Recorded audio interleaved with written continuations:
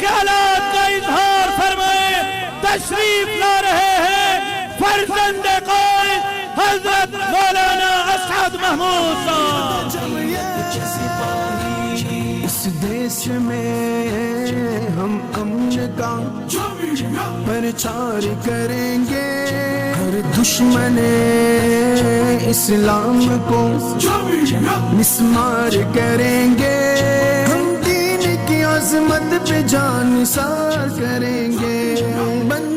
الحمد لله الذي جعل السياسة من سنن الأنبياء، والصلاة والسلام على من قال كانت بنو إسرائيل تسوسهم الأنبياء، وعلى آله وأصحابه الذين كانوا خلفاء، وعلى من تبعهم بإحسان إلى يوم جمع الورى. أما بعد فأعوذ بالله من الشيطان الرجيم. بسم الله الرحمن الرحيم. يريدون ليطفئوا نور الله بأفواههم والله متم نوره ولو كره الكافرون. صدق الله العظيم. سب سے پہلے تو میں اس عوامی اسمبلی کے محترم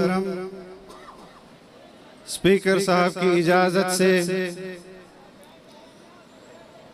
سٹیج پر موجود قائدین جمعیت، اکابرین جمعیت، اس مجلس میں شریک عمائدین قوم، علماء کرام اور صوبہ سندھ کے اس باب الاسلام کے مجاہدوں سے،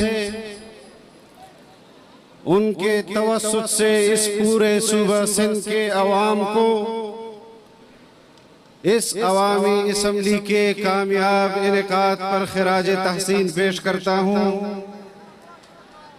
یہ اللہ رب العزت کا کرم ہے، یہ اللہ رب العزت کا فضل ہے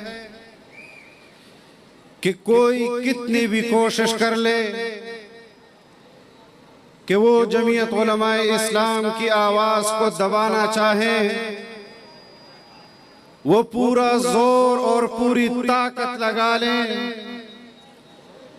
لیکن اسلام پسندوں کی یہ تحریک، دین دوستوں کی یہ تحریک دبانے سے اور اوپر آئی ہے۔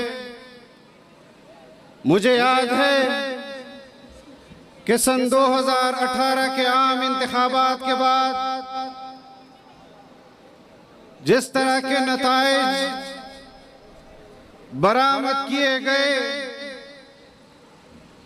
سیاسی جماعتیں، ان کے قائدین، ان کے کارکن اور پوری قوم مایوسی کا شکار ہو گئی تھی۔ پاکستان کے طول و عرض میں گھٹن پائی جا رہی تھی کہ یہ کیسے انتخابات ہیں، یہ کس قسم کے نتائج ہیں کہ ہم نے ووٹ وہ کسی پارٹی کو ڈالے اور نتائج وہ کسی اور پارٹی کے حق میں برآمد ہو رہے ہیں۔ اس وقت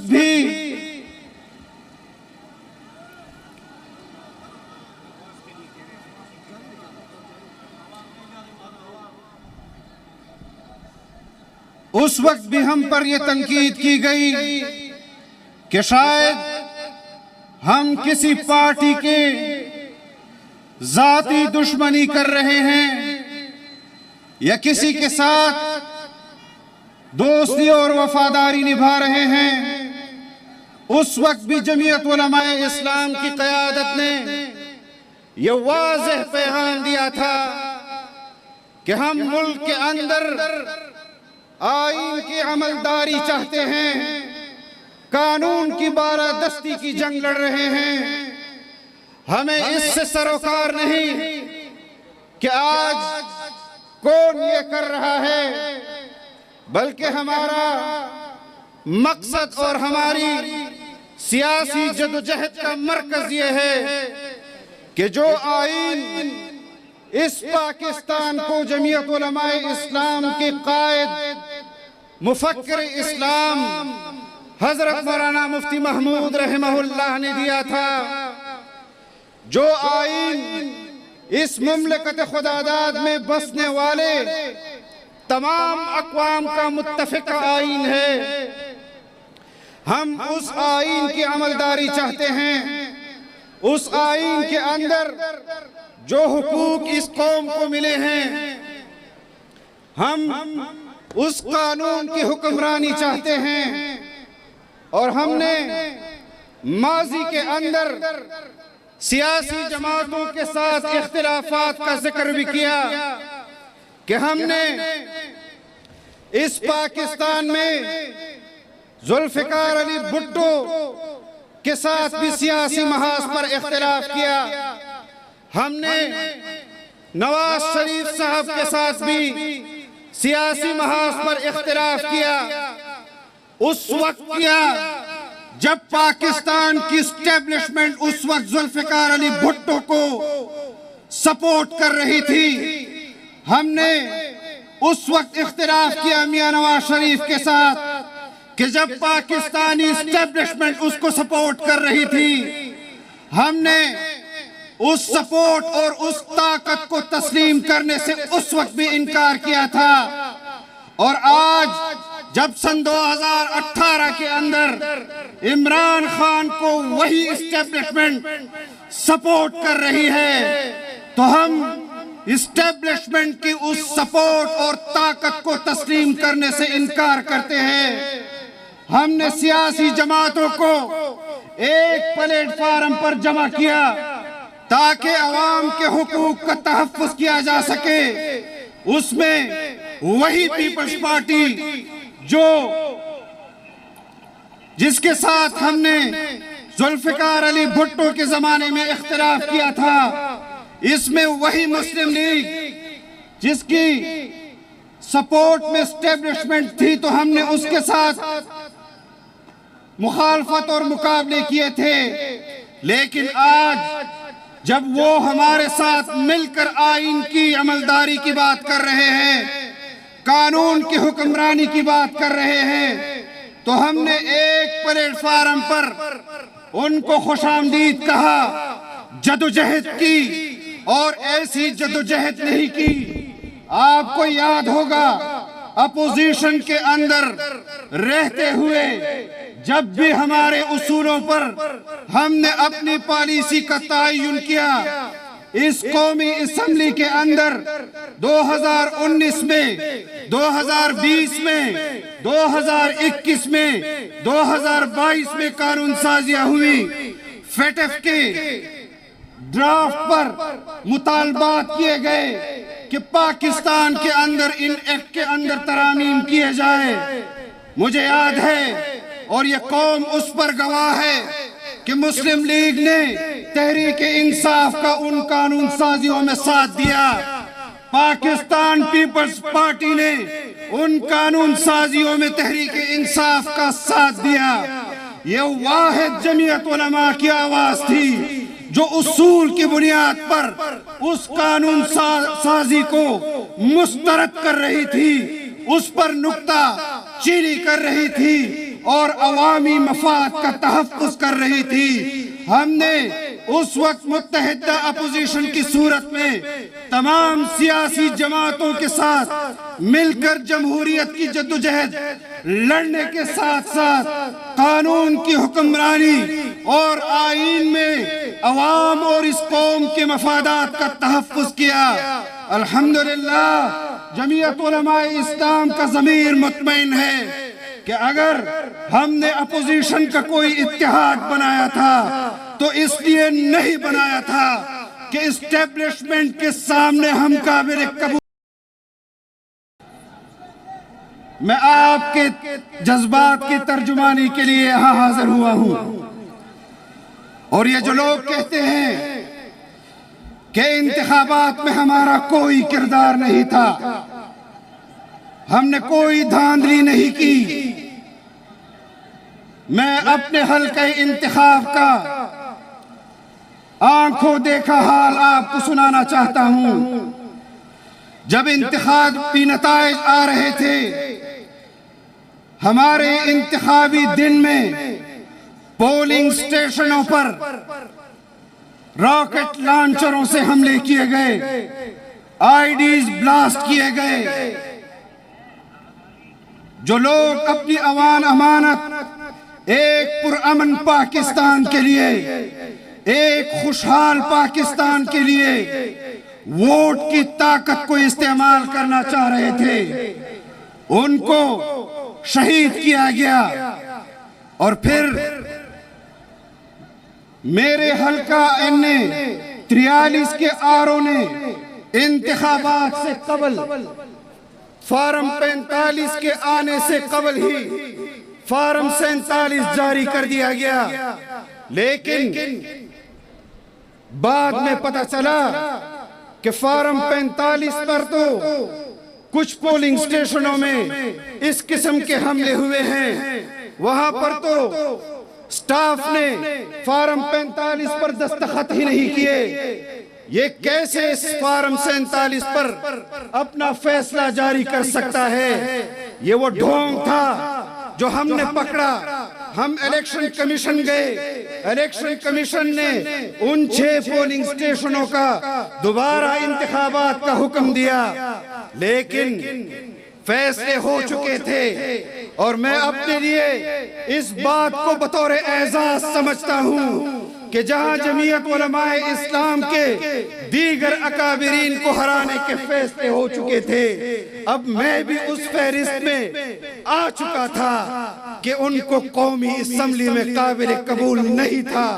لیکن اس جعلی قومی اسمبلی سے میں آپ کی اس عوامی اسمبلی پر ان سے زیادہ فخر محسوس کر رہا ہوں کہ یہاں پر آپ کو طاقت کے بلبوتے پر نہیں لایا گیا. آپ ایک نظریے کی بنیاد پر، ایک نظریے کی وابستگی پر، ایک فکر اور ایک عقیدے کی بنیاد پر آئے ہیں. آپ اس قوم کی آواز بننے کے لیے آئے ہیں، آپ اس قوم کے تاجر طبقے کی آواز بننے کے لیے آئے ہیں،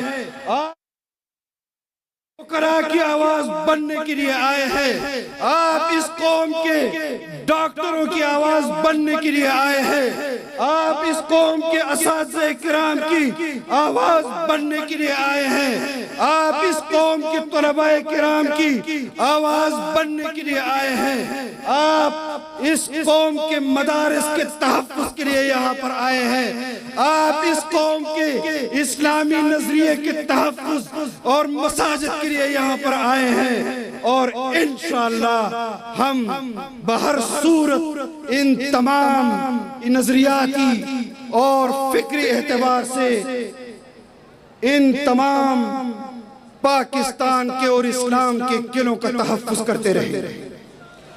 کریں گے یا نہیں کریں گے؟ نعرہ تکبیر! آپ کہیں گے عوامی اب فیصلہ کرے گی، اب فیصلہ ہوگا، اب فیصلہ ہوگا، اسمبلی لگے گی، اسمبلی لگی ہے.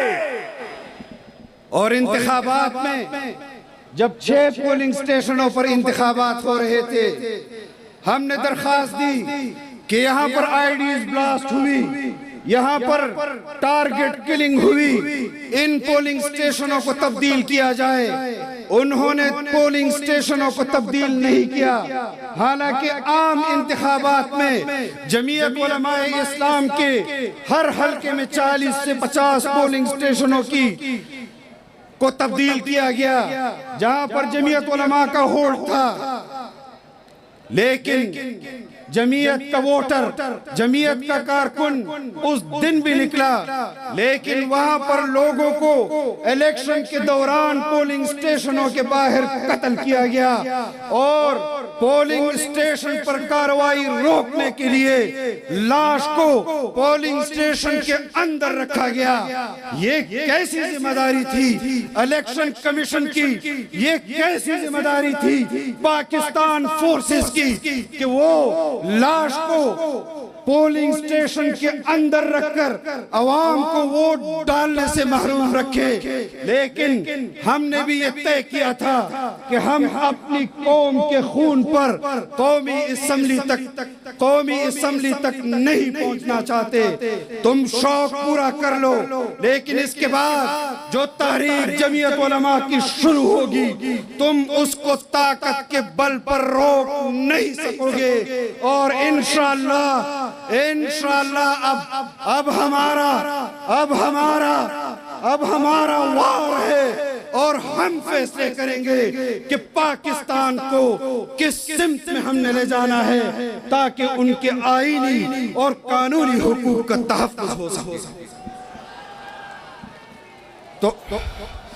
تو ہم نے اپنی قیادت کی آواز پر لبیک کہنا ہے انشاءاللہ۔ ہم اس جبر کو تسلیم نہیں کرتے، ہم اس طاقت کو تسلیم نہیں کرتے۔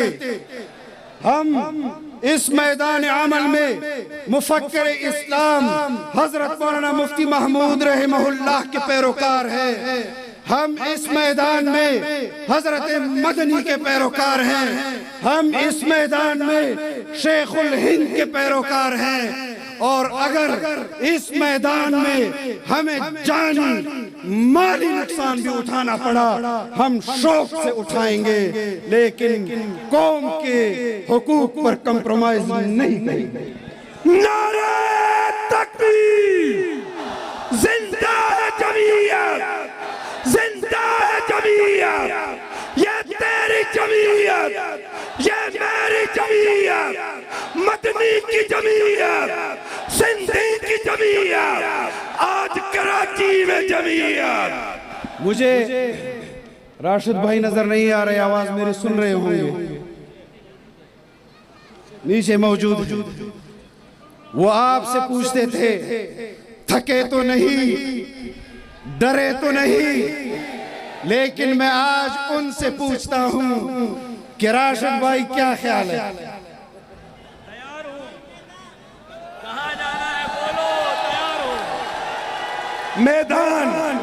میدان سیاست کا ہے بے باک قلندر، ہے پست جس کے آگے زمانے کے سکندر، وہ علم و فصاحت و بلاغت کا سمندر ہے جس کے لبوں پر صدا اسلام کا نعرہ، قائد ہے ہمارا، قائد ہے ہمارا، وہ شان جمعیت ہے وہ۔ میں آخری بات کہنا چاہ رہا ہوں کہ جن لوگوں کو آپ نے حکومتیں دی، سندھ کے اندر حکومت دی، آج سندھ کے امن و امان کی کیا صورتحال ہے؟